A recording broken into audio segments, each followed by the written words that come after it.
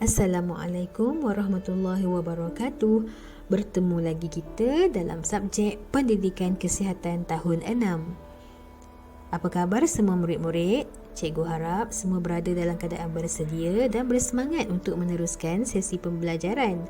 Sebelum kita mulakan, anak-anak semua sudah bersedia dengan buku teks masing-masing?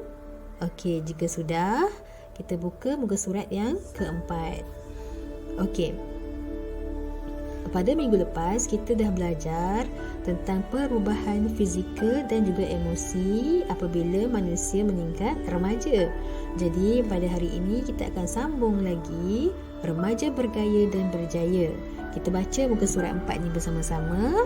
Lutfi, Stacy dan rakan atlet seronok mencabar diri melakukan aktiviti lasak dalam sesi kepemimpinan. Mereka melahirkan rasa syukur kerana dididik menjadi lebih bertanggungjawab tentang seksualiti. Berikut ialah apresiasi diri mereka menerusi karya. Baik, mari kita tengok satu persatu hasil karya mereka. Okey, ini ialah gambar yang pertama. Kita baca, saya mampu membina dan mengekalkan hubungan yang baik dengan rakan sebaya. Baik murid-murid, menerusi karya yang ditunjukkan ini, kita perlu tahu bahawa kita perlu membina dan mengekalkan hubungan yang baik dengan rakan sebaya. Okey, dalam aktiviti ini ialah aktiviti berkayak. Jika kita tidak mempunyai hubungan yang baik dengan rakan, mana mungkin kita boleh berkayak dengan baik. Seandainya kita berkayuh ke tempat lain, ke arah lain, kawan kita berkayuh ke arah lain, apa jadi dengan kayak kita? Jadi aktiviti ini mendidik kita untuk membina dan mengekalkan hubungan yang baik dengan rakan sebaya.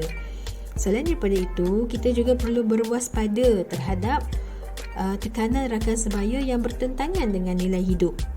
Okey, anda kata kalau ada antara rakan kita yang menekan kita atau mengajak kita ke arah sesuatu yang bertentangan dengan nilai-nilai hidup, kita perlu berwaspada. Kita perlu menggunakan akal fikiran kita untuk bertindak terhadap tekanan-tekanan rakan sebaya yang bertentangan dengan nilai hidup kita. Okey. Seterusnya, untuk gambar yang kedua karya mereka. Okey. Ni aktiviti apa ni? Okey, gambar bermain futsal gayanya. Okey, kita baca. Saya selesa dengan perkembangan tubuh dan kesedaran seksualiti saya. Okey, murid-murid, menerusi karya yang ditunjukkan ini, kita perlu berasa selesa dengan perkembangan tubuh dan kesedaran tentang seksualiti kita. Okey, kita kena ketahuilah akibat daripada setiap perhubungan seksual. Itu ialah apa yang kita dapati hasil daripada karya Stacy, Lutfi dan juga rakan atlet mereka. Dalam atlet, ahli sukan ni, dia banyak aktiviti yang berkaitan dengan aktiviti fizikal. Jadi aktiviti fizikal ni melibatkan pada kita menerima keadaan diri kita, sama ada lelaki atau perempuan, apa perbezaan ataupun perkembangan tubuh yang telah dialami sewaktu meningkat remaja. Jadi sangat pentinglah untuk kita berasa selesa dan juga kita sedar apa yang boleh, aktiviti mana yang boleh, aktiviti mana yang sesuai dengan keadaan fizikal kita dan juga seksualiti kita. Okey, seterusnya kita juga boleh membuat keputusan sendiri bertepatan dengan ajaran agama dan budaya masyarakat.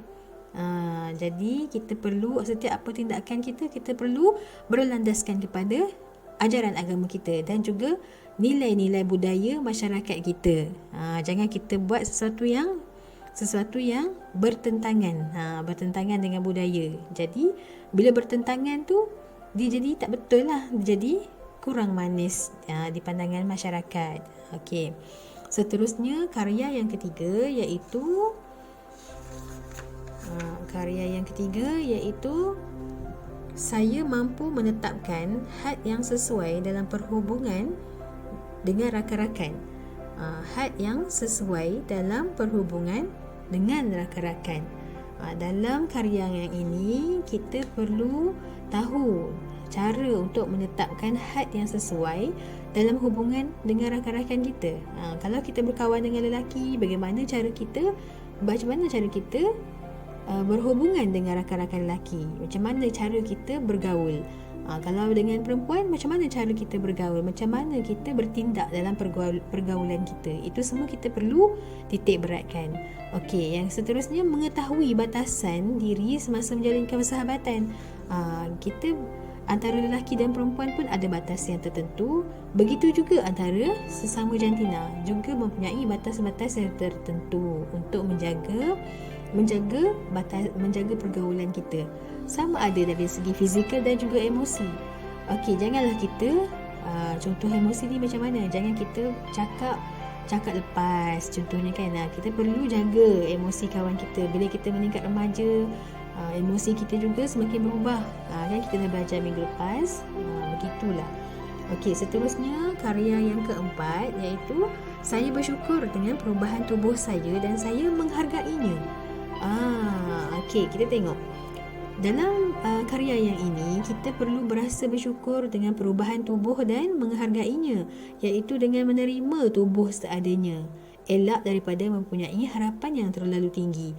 Baik, bila kita sudah mengenali dengan tubuh badan kita, kita menghargai dan juga kita bersyukur.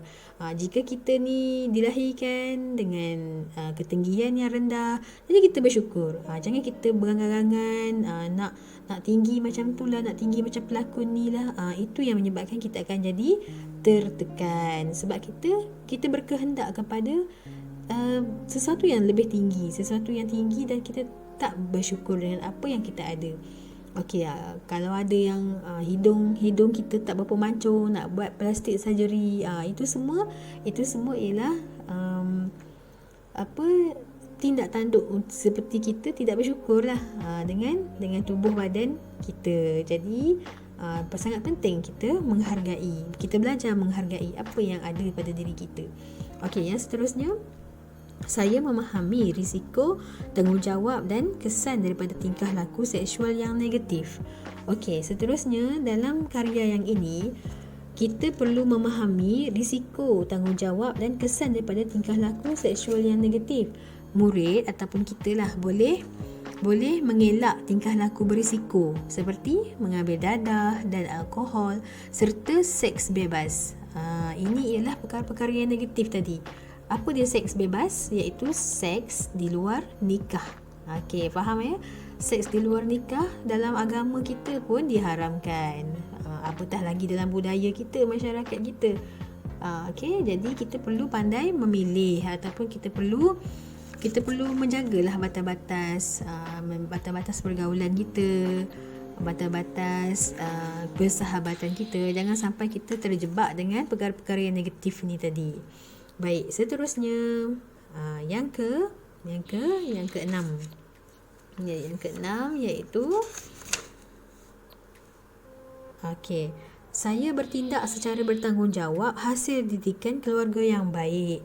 Okey, seperti yang kita maklumlah, keluarga ni sangat memainkan peranan yang penting dalam pendidikan anak-anak.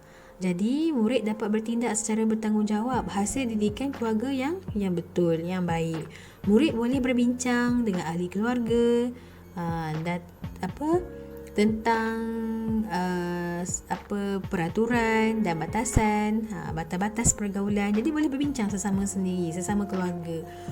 Sebenarnya batas pergaulan ni dia tidak terhad terhadap sama-sama jantina sahaja, atau tidak terbatas pergaulan di luar sahaja. Sebenarnya batas tu tetap ada walaupun sesama keluarga. Contoh, antara adik-beradik perempuan dan adik-beradik lelaki, perlu ada batas-batas tertentu. Kita juga dah belajar sentuhan selamat, sentuhan tak selamat, kan? Itu semua perlu kita titik beratkan. Okey. Jadi untuk hari ini sekadar itu saja. Kita bertemu lagi insya-Allah di lain masa. Terima kasih.